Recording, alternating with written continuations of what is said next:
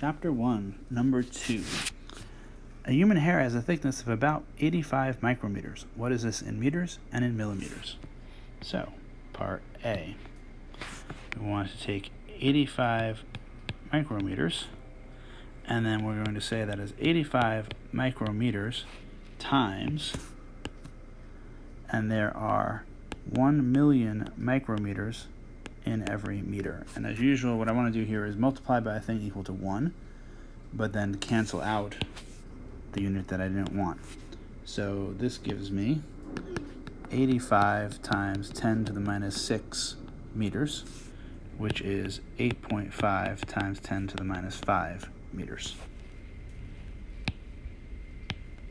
And then B, we'll take 85 micrometers.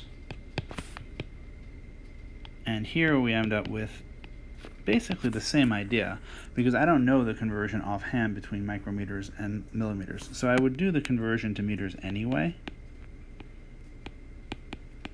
looking exactly like it did before. But then I would say, oh, I don't want meters, I want millimeters. So I want millimeters on the top and meters on the bottom, and there are 1,000 millimeters per 1 meter.